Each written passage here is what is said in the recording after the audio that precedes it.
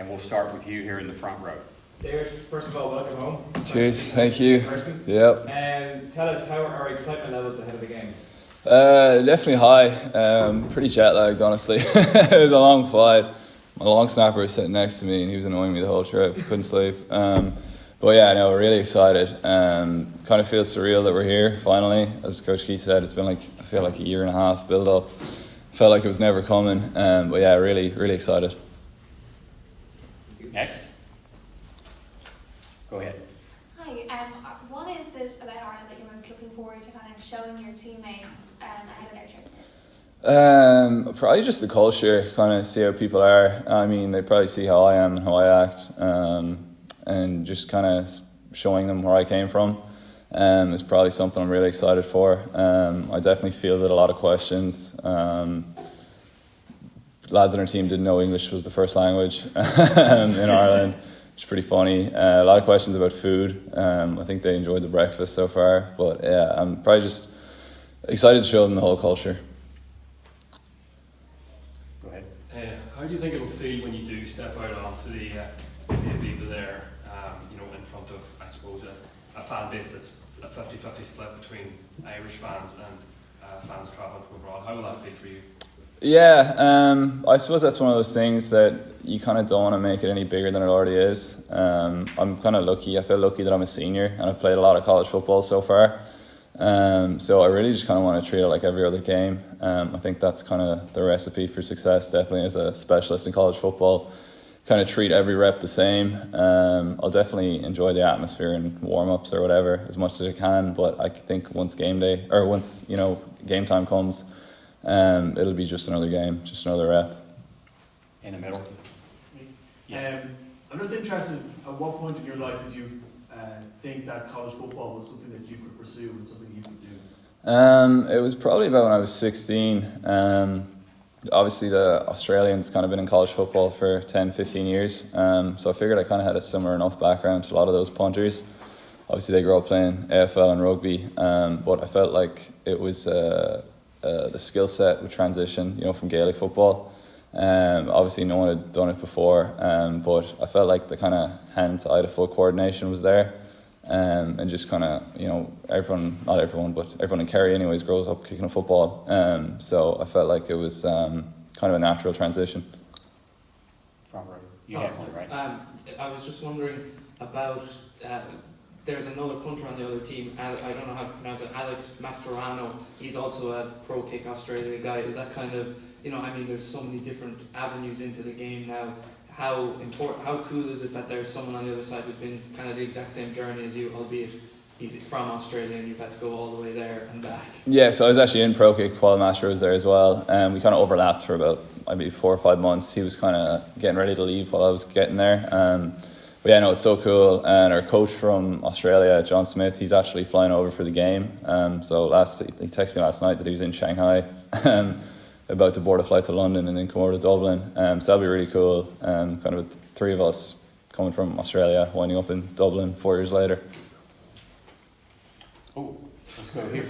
What's the bigger pressure, David? Lining out underage for Kerry or lining out for Jordan? I would say my inter-county football career didn't really take me to as big a stage as this. So I'd say probably this. I've probably put a lot more work and effort into this. So I'd say I'd give the nod to Georgia Tech.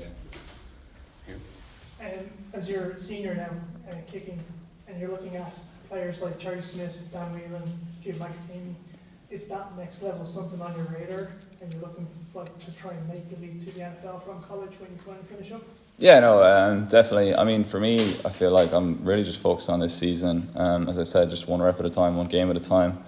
And then I feel like that's kind of one of those things where you look back at the end of the season and see how you are, see where you shake out, and then go from there. You had one? It's great to see a fellow Kerry man doing so well on the world stage. Yeah. Just like that, any ambitions once you finish your studies? Do you want to continue at a higher level, or would you return and play GAA someday?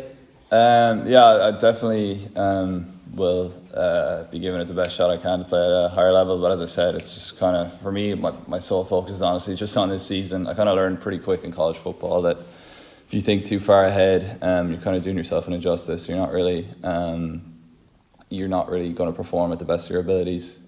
So I'm just really present, just one rep at a time. Go ahead. The match is going to be live on TG Car, largely because there's going to be an Irish player playing in it. How cool is that going to be that, usually these things are put behind the paywall, but that a national audience will get to watch you, well, maybe not get to watch you if things go well for you, but will get to watch you play? Yeah, no, that's class, honestly. Just the games, getting that kind of exposure, introducing it to a whole new audience probably. So yeah, that'll be a lot of fun. That'll be really cool. You talk about kind of serving a whole new audience and kind of the expansion of American football. How does it feel for you to maybe be an inspiration to, say, an underage county player, an underage club player that feels like they might have what it takes to head across the... Yeah, no, that's really cool. I like to think that I kind of showed guys an alternative path to whatever high level sports. If the rugby or the football or the basketball or whatever doesn't work out. But yeah, no, I always have kind of guys in my DMs on Instagram or Twitter asking me questions or sending me film. So yeah, that's a really cool aspect of it. Toward the back in the middle. David, I was reading a piece with the BBC this morning, and it finished with I'm the first but probably won't be the last guy from Ireland moving over, and since then you've Jack Squinton, you've Jude McAtamney, who did a piece with said that he'd linked in with you, you've Charlie Smith at the minute, you've Dan Whelan. Do you guys, as an Irish group, do you keep in touch? Are you back and forward? Yeah, me and Jude, I'm really close with Jude actually. So when I got my scholarship, Jude was one of the guys that he messaged me on Instagram, and it was during COVID. So I took the train up to Dublin. Me and Jude went for a kick, and then I was during COVID. I'd committed to Georgia Tech already, and I couldn't get back to Australia because whatever regulations. So there was a pro kick coach out in Utah. And so pro were like, yeah, it'd be good if you got out there. So I asked Jude if he wanted to come, and so Jude came with me. We actually couldn't fly directly to Utah. We had to go to Serbia for 15 days before we were allowed to fly to USA. So me and Jude were in Serbia, and then we were in Utah for about 2 months together. So really close with Jude. I'm really, really stoked for him with the Giants. He's doing really well. So really looking forward to seeing how he goes. Brilliant. 2 more. Let's go here, and we'll be done. Do you have any specific game day rituals that you follow through before? Yeah, I'd say a pretty rigid warm-up routine that I like. Probably something I just become accustomed to over the years. But nothing too crazy. I like to keep it kind of loose on game day. Kind of keep the nerves at a minimum. Just enjoy it, and just music really. Just music on the bus, and then enjoy the warm-up. Do my bits and pieces, stretching and kicking, and that's about it. Chad, last one. Just had Coach Key, say all those nice things about you. What's it meant to you to know that he's got your back in this program? Just have your back over the years. Yeah, no, it's awesome. That's obviously means a lot to me. He's been so good to me as far as I think he puts a really big emphasis on special teams, which is a really big asset as a punter.